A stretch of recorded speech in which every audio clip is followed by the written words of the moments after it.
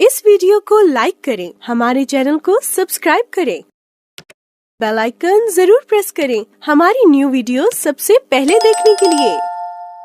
सब्र का जो अजर है वो भी बहुत बड़ा है।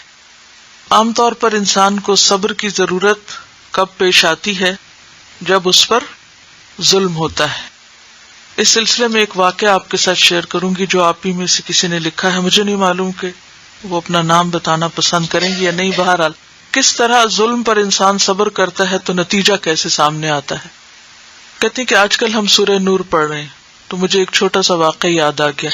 पिछले साल जब मैं लाहौर में तरबियती कोर्स करने के लिए गई तो एक घर किराए पे लिया, किसी के घर का ऊपर वाला हिस्सा। वो घर नया बना था।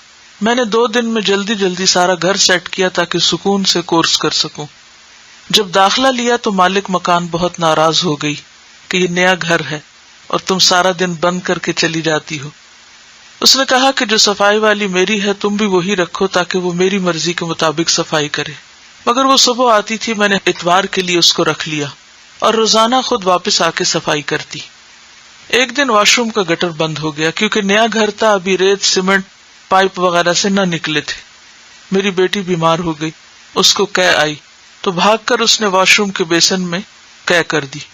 अब सफाई वाली ने जाकर मालिक मकान को बताया कि बीबी ने उल्टी बेसन में करवाई है और उस उल्टी में जो कुछ है वो मुझे खुद नजर आया है। यानी इतनी तफसील से जाकर उसने मालिक मकान को शिकायत की। मालिक मकान ने सिर्फ इतनी सी बात पर तूफान उठा लिया। मेरे भाई को, वालिदा को, कजन को, प्रॉपर्टी डीलर सबको बुला बुला कर कहने लगी कि ये घर बंद करके चली जाती हैं, घर खराब हो जाएगा। अम्मी और भाई भी मुझे समझाने लगे कि खातून बहुत एतराज कर रही है और फिर वही उल्टी वाली बात भी बार बार मेंशन की गई। लेकिन मैं सब्र कर गई, खामोश रही कि क्या जवाब दूं। फिर एक दिन कॉलोनी की औरतों ने मुझसे कहा कि आपकी मालिक मकान हर जगह कहती फिर रही है कि मैंने इसको घर से निकाल देना है क्योंकि ये अपने बेटे को घर छोड़कर खुद चली जाती है। ये कौन से इस्लाम में लिखा है? और भी बड़ी बुरी बातें कर रही है। मेरी आंखों में एकदम आंसू आ गए कि अगर इन दिनों में इसने मुझे निकाल दिया तो मेरा कोर्स डिस्टर्ब हो जाएगा। मैंने कोई बद्दुआ न की, लेकिन अपने आप को हौसला देने के लिए एकदम मेरे दिल में ये बात आई कि इंसान को तो अपना भी पता नहीं कि कब अल्लाह उसको उसके अपने घर से निकाल दे। मुझे क्या कोई निकालेगा। और सब्र करके फिर अपने काम में लग गई। 2 दिन बाद उनके घर को ताला लग गया। सफाई वाली रोजाना मुझे पूछने आती कि नीचे वाली बाजी कहाँ है। 10 दिन बाद जब ताला खुला तो किसी ने मुझे बताया कि मालिक मकान और उसकी शादीशुदा बेटी अस्पताल दाखिल रही है। खैर मैं खबर लेने गई। मैंने पूछा क्या हुआ। कहने लगी हमें तो खुद समझ नहीं आ रही, बेटी को खाना खाते खाते ऐसी कै आई कि बंद ही नहीं हो रही थी और अपनी बेटी की हालत देखकर मैं ब्लड प्रेशर की मरीज हूं, मैं भी बेहोश हो गई। दोनों अस्पताल के कमरे में 10 दिन दाखिल रही। मैंने मुबारक दी और कहा कि कौन सा महीना है। वो कहने लगी ये हामला नहीं है। यानी उन्होंने समझा कि शायद उसकी शादी हुई है तो प्रेगनेंसी की वजह से ये हो रहा है।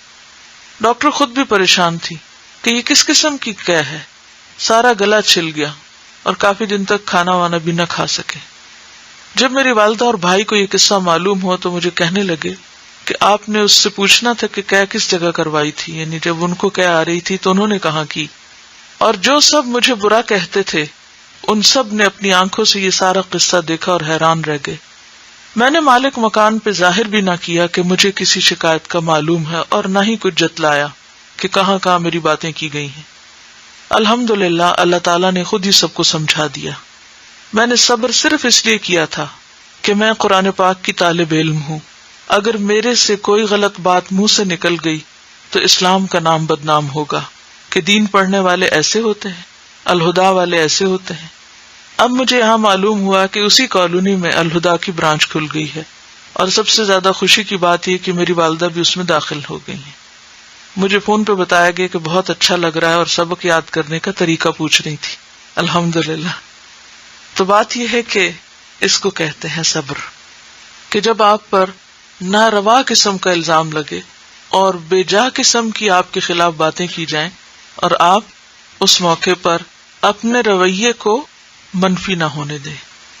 और फिर आप देखें कि अल्लाह ताला का ये वादा है कि इन्नल्लाह مع الصابرین، اللہ صبر کرنے والوں کے ساتھ ہے.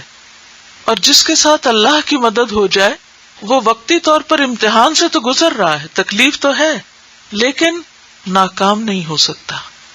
اللہ کی مدد ضرور آتی ہے.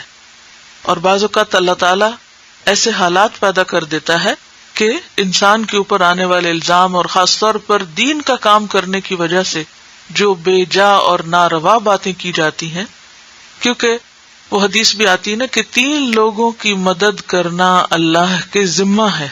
3 لوگوں کی مدد کرنا اللہ کے ذمہ ہے، اور ان میں سے ایک شخص جو اللہ کے راستے میں جہاد کرنے والا ہو، جو اللہ کے راستے میں نکلنے والا ہو. یعنی اللہ اس کو تنہا نہیں چھوڑتا، اس کی مدد ضرور کرتا ہے. اور قرآن میں بھی کیا آتا ہے؟ وَلَيَنْصُرَنَّ اللَّهُ مَن يَنْصُرُهُ، اللہ ضرور مدد کرے گا اس کی جو اس کی مدد کرتا ہے. اگر ہم اپنی ذات سے کسی کو تکلیف نہ دے رہے ہوں، کسی کے لیے پریشانی کا باعث نہ ہو، اور بے وجہ آپ پر زیادتی ہو رہی ہو، تو ایسے موقع پر اپنی زبان کو بند رکھنا. جہاں بدلہ لینے کا موقع ہو، وسعت ہو، وہاں معاملہ اللہ کے سپرد کر دینا.